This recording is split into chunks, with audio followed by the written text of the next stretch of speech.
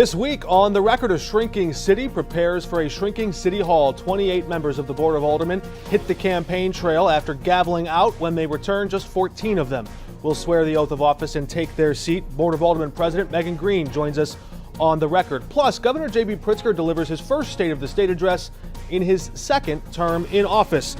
Before a joint session of the House and Senate, why he believes a strong post-pandemic economic recovery gives him billions more in spending room in the upcoming budget.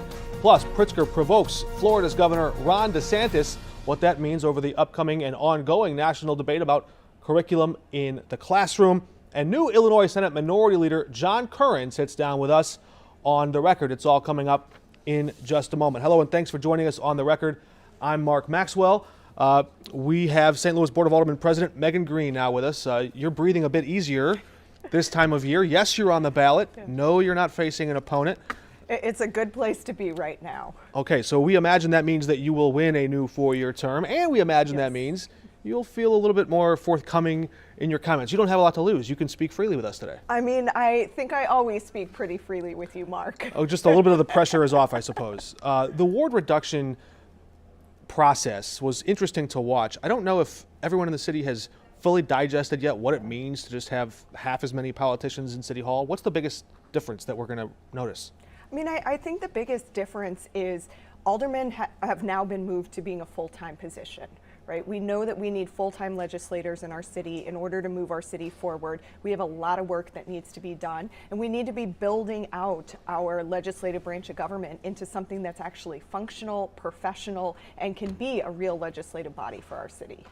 We're basically cutting the number of politicians in half, but doubling their paycheck. I'm speaking in loose terms, not precisely double, but we're putting a lot more importance on those positions. Should that number of voters or the attention span of voters also increase or redouble in focus, I guess, as we approach this spring election? I mean, I think that oftentimes what happens at a local level has the most daily impact on residents' lives.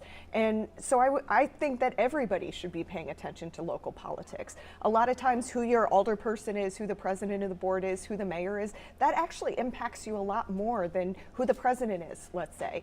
And so it's really important that we have the right folks in office to be able to work together to make sure we're making the best decisions for this city. Mm-hmm. The Board of Aldermen just recently spent, more or less, the last of the American Rescue Plan dollars. Yes. We say spent, the money is still sitting in city bank accounts, but you basically pushed it in a general direction and said, we want to go there with it. Now it's up to the city to actually get that money out the door.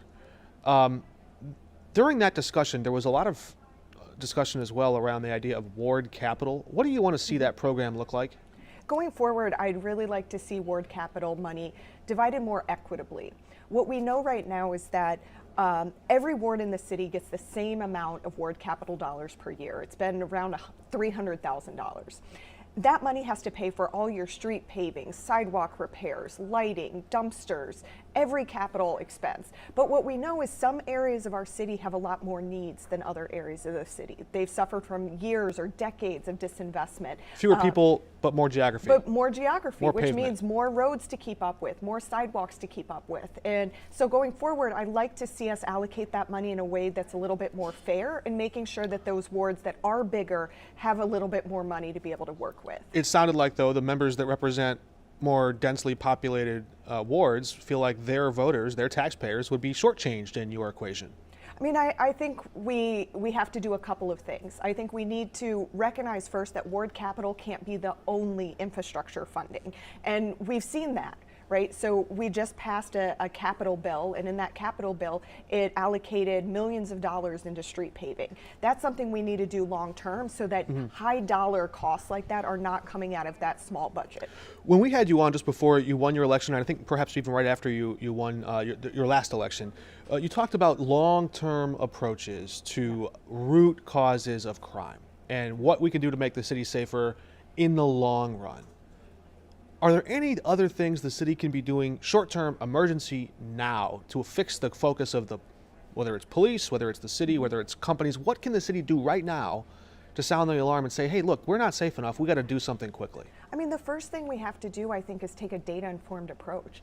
I sat down with the chief shortly after he came in, and I was really impressed by him and his needs to gather a variety of different data points to determine how are police actually using their resources right now, how are they responding to calls to make sure we're actually using time effectively. That's something that we can do now without having to wait for future investments. You think police are wasting time now, or? I think that we have a lot of calls that are going into 911 that are not necessarily police matters and are not necessarily emergencies. But folks are calling there because other systems don't really exist, or they don't know about Citizen Service Bureau. And so we got to make sure that emergencies are going into 911, and that's what police are responding to, and not showing up to things that, you know, a social worker or a homeless outreach worker or a substance abuse counselor would be better equipped to handle. Do you want to see the Real-Time Crime Center go away, stay the same, evolve, change? What do you want to see happen there? I want to see policies around it. You know, I don't think that cameras in and of itself can be bad, but I do think that cameras without any kind of policy or regulation behind them can create issues with the protection of civil liberties. And so historically, I've supported a bill that has unsuccessfully gone through the Board of Aldermen that would have created policies around the Real-Time and Crime Center. And I'm confident in the next session that's something we're going to bring back up. Fascinating. Board of Aldermen President Megan Green, thank you for joining us. We hope to look forward to these ongoing campaign discussions. Before we let you go, really quickly, I saw that you endorsed in some races, including endorsed some candidates who are running against incumbents. What happens if those incumbents win? You're going to be stuck with people that you endorse their opponent? I mean, the thing that I am always looking for is getting the right people in the right seats on the bus so that we can collectively move an agenda forward together. Why not Brandon Bosley or James Page? You know, I don't want to talk about, you know, why not somebody. I want to talk about why for someone. You know, Representative Rasheen Aldrich, I am proud to support because he's been on the front lines for many years. He was part of the Ferguson Commission. He has been a front-facing person on the Fight for 15. He understands how we can have both safe communities and police accountability. And those are the types of folks I think we need to be bringing into office. All right, President Megan Green, thanks for your time. Yeah, not a problem. Governor J.B. Pritzker delivered his first State of the State address before a joint session and pushed the House and Senate there to pump hundreds of millions of dollars more into education at every level. That long and winding speech rattled off the list of old debts and stack of bills the state has already paid down and explained the return of investments if the raising of education funding levels can occur in the future. At the end of his education-heavy spending plan, he punctuated his speech with this exclamation point, taking direct aim at policies proposed or enacted in both Missouri and Florida. We've all been asked to represent our constituents with tenacity and honor, and to speak up when our common American values are challenged. Our history is a series of stops and starts, of ups and downs, of our ancestors getting it tragically wrong and courageously right. The only thing we can hope for in this work together is that the values we attach our names to will make our grandchildren proud. After all, this is the land of Lincoln. We have a responsibility to that legacy. As Elie Wiesel said, we must always take sides. Neutrality helps the oppressor, never the victim. Silence encourages the tormentor, never the tormented. With that in mind, I want to take sides on something that I feel obligated to speak out about, especially given the history of anti-Semitism and discrimination suffered by my ancestors and that persists for so many others today. There is a virulent strain of nationalism plaguing our nation, led by demagogues who are pushing censorship, with a particular attack right now on school board members and library trustees. It's an ideological battle by the right wing, hiding behind a claim that they would protect our children, but whose real intention is to marginalize people and ideas they don't like. This has been done in the past, and it doesn't stop with just snuffing out ideas. This afternoon, I've laid out a budget agenda that does everything possible to invest in the education of our children. Yet it's all meaningless if we become a nation that bans books from school libraries about racism suffered by Roberto Clemente and Hank Aaron, and tells kids that they can't talk about being gay.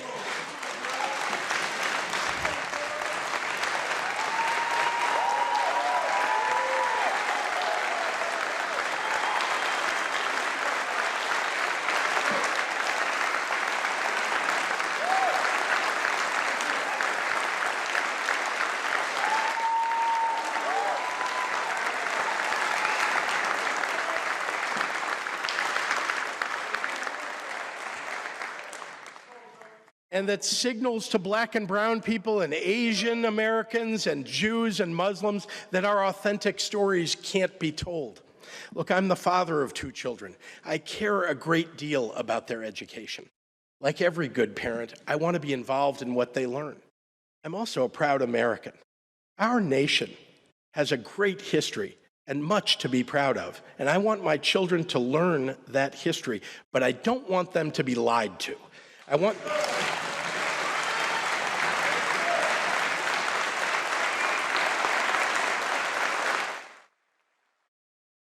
If you watch that camera, if it had panned to the right, you'd see that Republicans stayed seated while Democrats rose out of their chair in a standing ovation. We asked House Republican C.D. Davidsmeyer why. You know, comparing apples and apples to last year's budget, you're looking at almost an additional $3 billion in spending. That would certainly go a long way in our pensions, certainly go a long way in a rainy day fund. You know, I want to see that money go to education. I think education is a great place for future investment. So I would certainly sit at the table and talk about increased investment, but we have to make sure that we're not just throwing money, that we actually have programs that are created to fix a purpose, right? Yeah, I hear you. Sometimes speeches like this, we watch them for the optics. You do it too. You watch the State of the Union. Who's clapping, who's standing, who's sitting. Yeah. Why did Republicans stay seated when he defended the idea of teaching kids to think critically in school and to teach them about the uglier parts of our history? Why not stand and clap for that? You know, I'm all for teaching critical thinking. The issue that he was dealing with was a very politically divisive issue, and it's just not worth bringing up during a state-sponsored speech. This is not a political speech, and while many people may use it as such, this was an opportunity to tell the people of Illinois how Illinois is doing and how we're going to move forward with our budget. I guess it wouldn't be a politically divisive issue if Republicans agreed with it. We don't disagree with critical thinking. We should be teaching all of our kids reading, writing, arithmetic, all those things that they need to be learning to make a better future. Meanwhile, in the state of Illinois, we've got 60 schools that have 0 kids that can that can do math at grade level, 30 schools that have 0 kids that can read at grade level. Governor Pritzker used the power of the budget proposal and the platform of the State of the State address to shine a light on the importance of education, and putting all that money in that direction also drew criticism from Republicans. We asked Comptroller Susana Mendoza, who cuts the checks, to respond to that criticism. Well, I'm the first one to say that we need to be very disciplined in how we spend taxpayer dollars and try to limit the spending of dollars as much as possible. Keep in mind, this is not a free-for-all spending in this budget. Again, it's almost like a precision tool approach. The governor's not saying we're going to just give free tuition for everyone who wants it.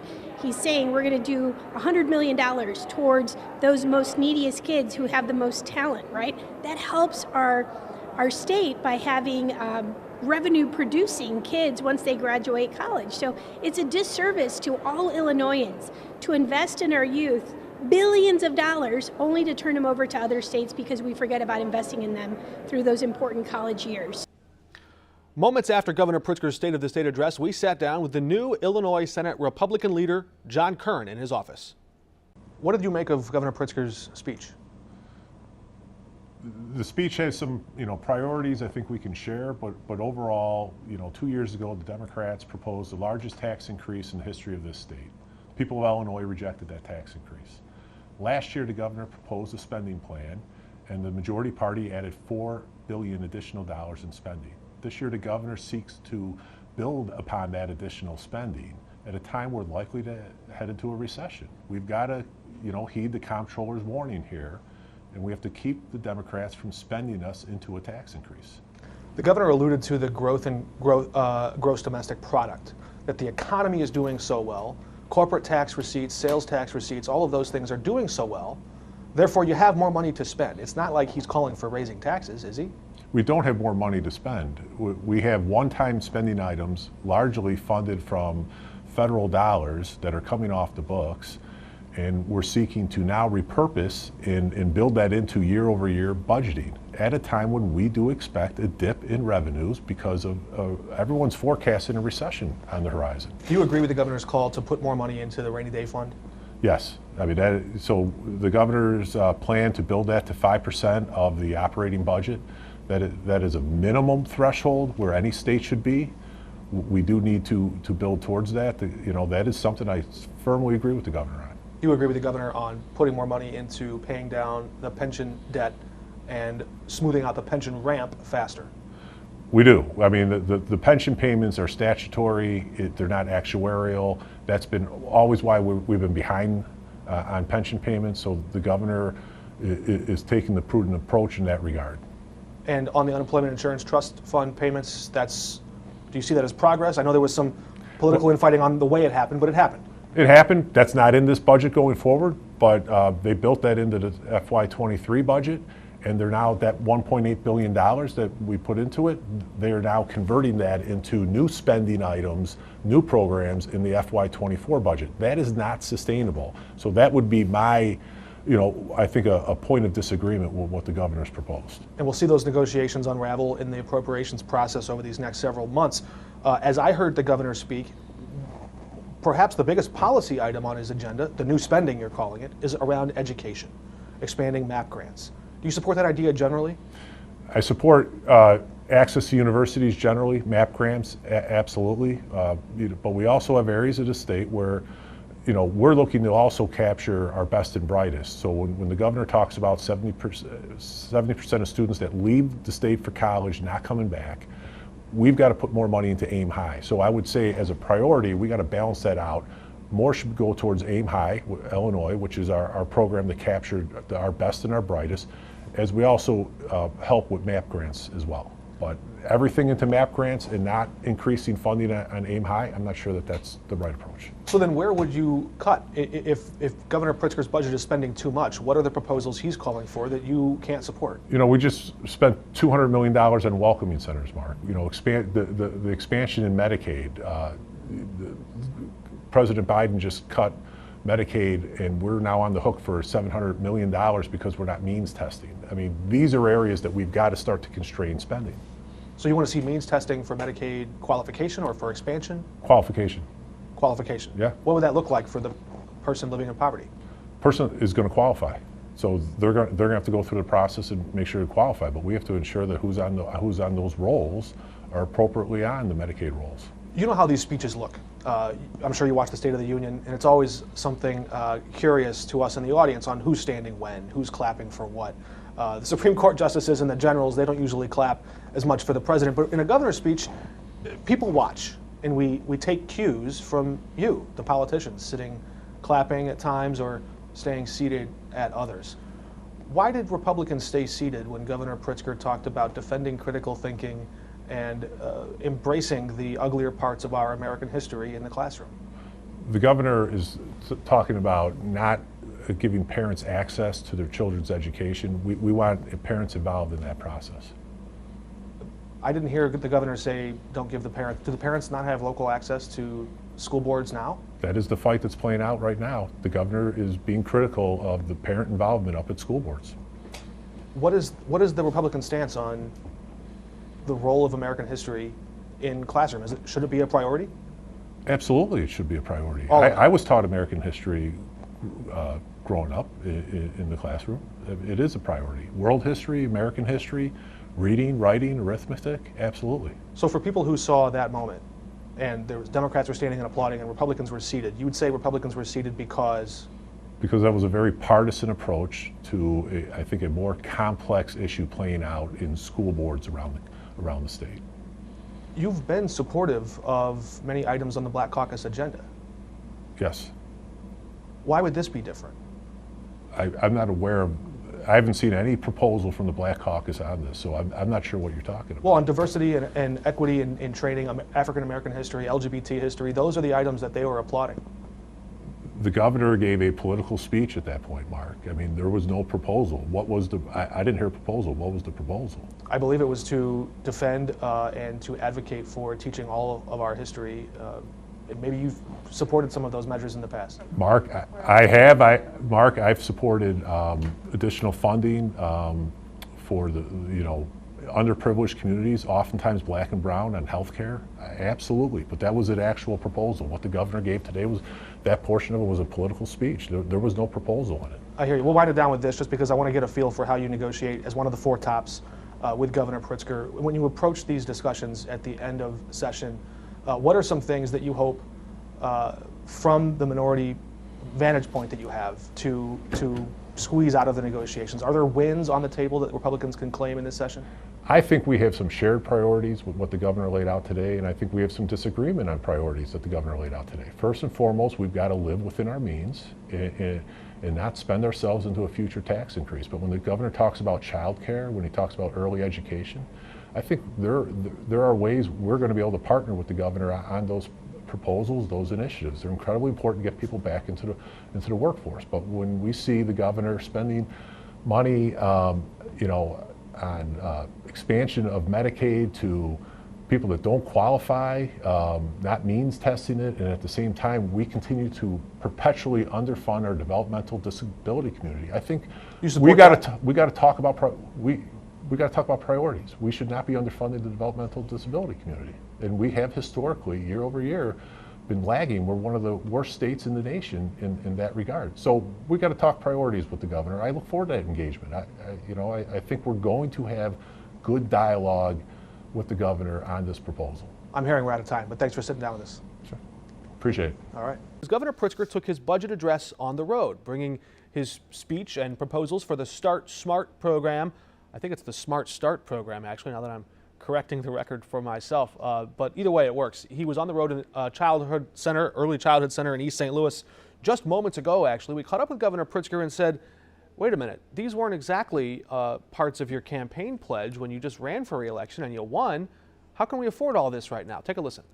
If Illinois can afford to spend $3 billion more, why can't Illinois afford to cut taxes? Well, let's start with, we did cut taxes last year when we had a surplus that we could put toward temporary tax break for everybody when inflation was going up. We did that. And I'll continue to look for ways to put money back into people's pockets with tax breaks. I also want to point out we've underfunded our education system. We've underfunded early childhood education. And so we're trying to do things simultaneously as resources are made available. But remember, none of this can be done.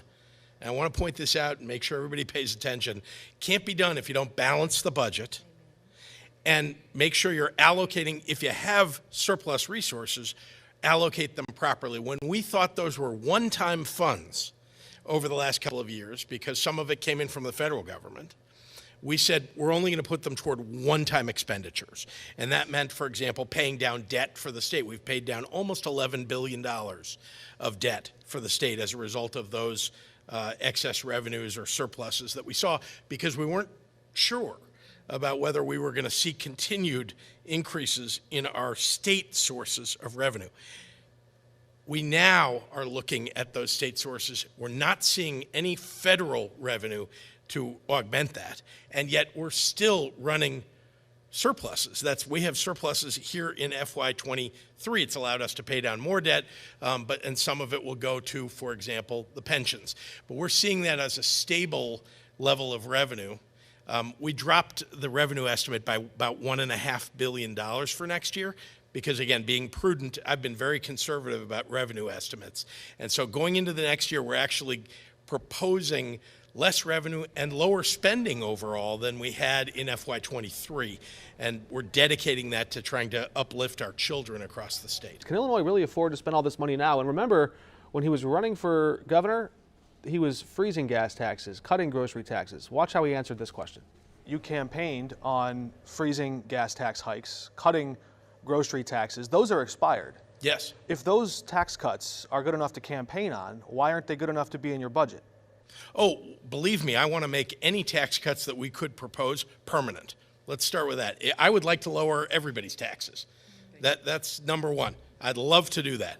We also, as you know, have deficits that have been run. I'm talking about infrastructure investment deficits, deficits in investing in education that we need to work on simultaneously with trying to figure out how to put more money back into people's pockets. But we've not raised taxes. In fact, we've held taxes the same. What we've seen is a level of economic activity in the state and our GDP rising. And that has brought in more dollars in our regular three big sources of revenue, and that's sales tax, individual income tax, and corporate income tax, and we're trying to put those in the right places.